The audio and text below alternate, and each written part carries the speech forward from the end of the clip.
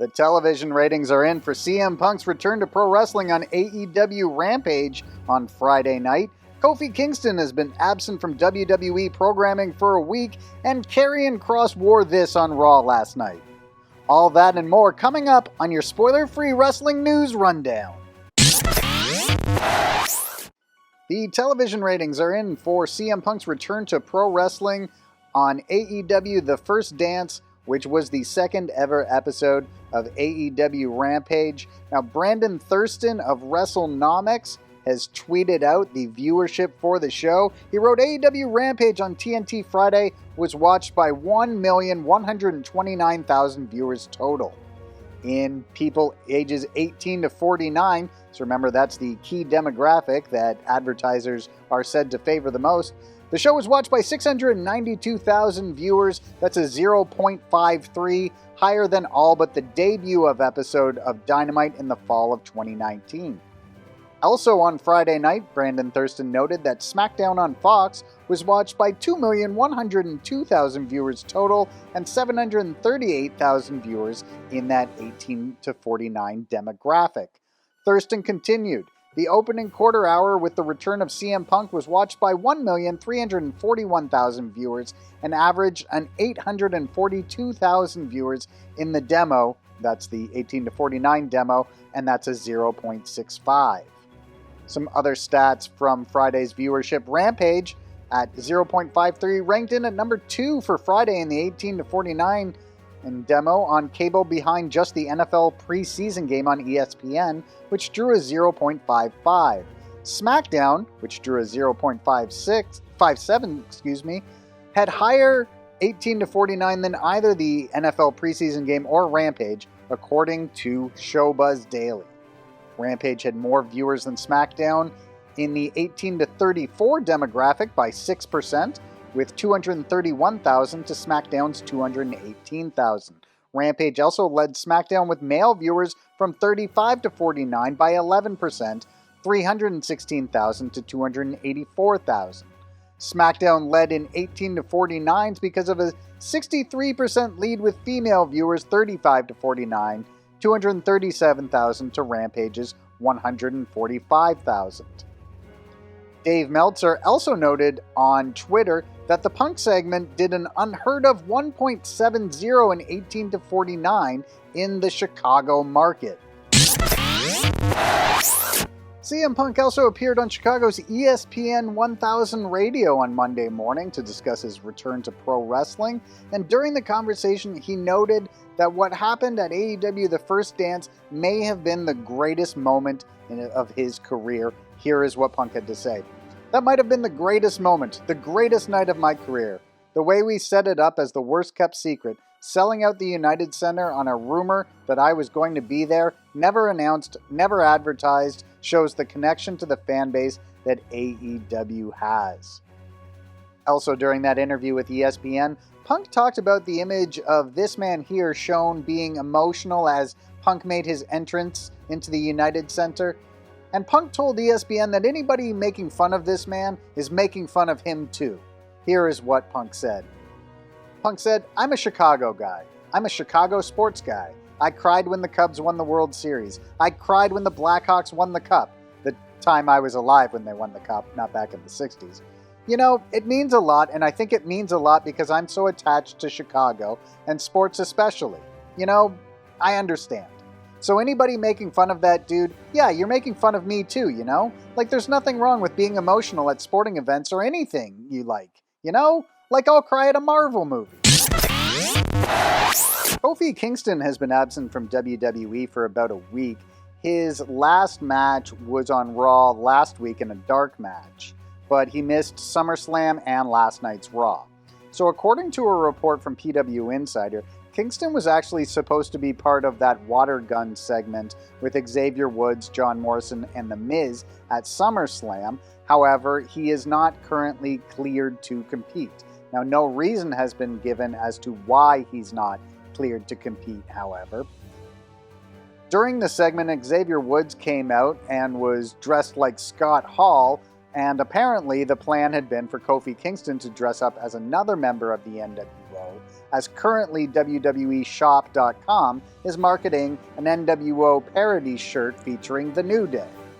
So we'll keep you up to date on when Kofi Kingston is cleared to return.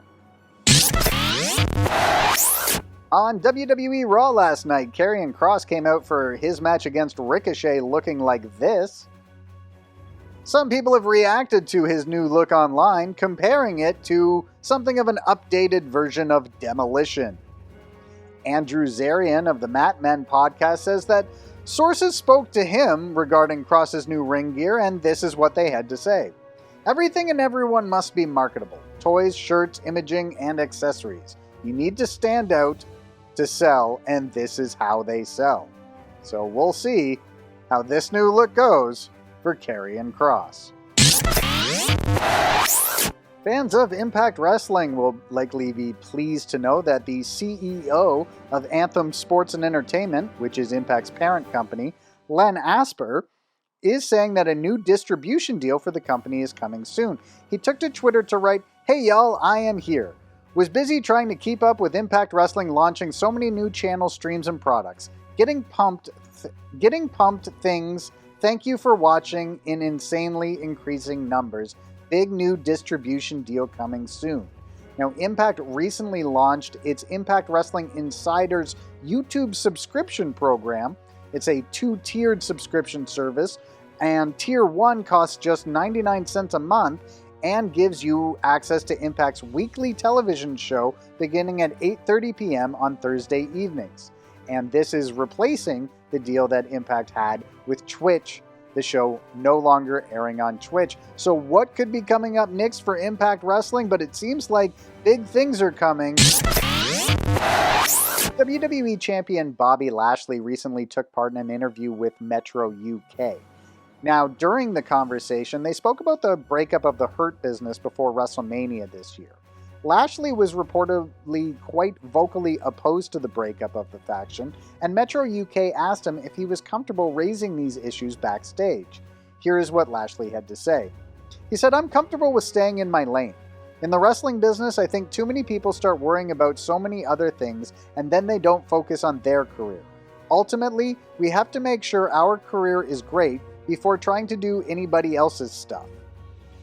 He also spoke about if it's possible that the Hurt Business would add some new members, and he said, "There's a lot of guys on the roster that I look and I'm like, man, he looks good. He's tough. He's that, and he's that.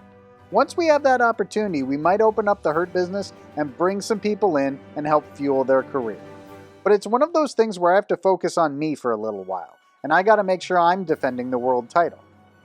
He was also asked about Shelton Benjamin and Cedric Alexander, and Lashley had the following to say. "They're just great talent. Both of those guys are just amazing. That was the thing that the Hurt Business was. It was what MVP was doing with everybody. Before those guys were guys that everybody knew they had that it factor. They had what it took to become great. They just didn't have the opportunity to show their greatness. Then with MVP around and the Hurt Business, everybody loved it because they were like, wow, these guys deserve the spotlight. These guys have the spotlight, and when they got the spotlight, they ran with it. Those guys have the opportunity to do it again, and we don't know what is going to happen in the future. There's always room for great talent like that." There are a bunch of reports going around regarding Adam Cole's contractual status with WWE right now. To sum up everything as succinctly as possible, all we will say is that his contract with WWE is coming up soon, and it is not known whether or not he will re-sign with the company. That's it. That's all there is to say about Adam Cole. For the second straight Tuesday in a row, Ruby Soho, the former Ruby Riott, released a video. In the video that she released last week, she was seen in a train station with a ticket that read, "From Orlando to New York's Penn Station." In that video, she appeared to miss the train. In this latest video, she steals a car from a gas station and then narrowly avoids an accident. The video ends with the words, "The Runaway" and "To be continued." Ruby Riott was released from her WWE contract on June 2nd, which means that if she is under a 90-day no-compete clause, she would be free to sign with another promotion at the beginning of September. AEW Women's World Champion Dr. Britt Baker, DMD, recently took part in a live panel appearance at Planet Comic Con and talked a little bit about wanting to face AJ Lee. She talked about how she was a big AJ Lee fan before she got into wrestling. She said, "I was a big AJ Lee fan. One of the first moves I asked my trainer to teach me when I was training was her finisher, the Black Widow. So that would be really cool. I would love to see her back in the ring. I would love to see her in the ring with me." Interesting comments from Dr. Britt Baker, DMD.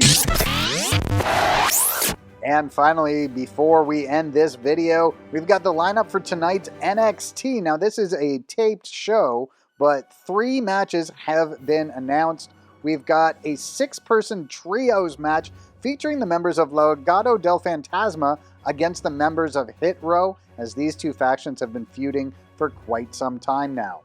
Also, we'll have the finals of the NXT Breakout Tournament as Carmelo Hayes takes on Odyssey Jones. And also, we'll see Ridge Holland and Timothy Thatcher go one-on-one on tonight's NXT. And with that, you are completely up to date on everything making headlines in the world of pro wrestling, except we omit any news which could potentially spoil future shows for you. If you like this video, please don't forget to hit the subscribe button and share it with someone you know that would also appreciate it.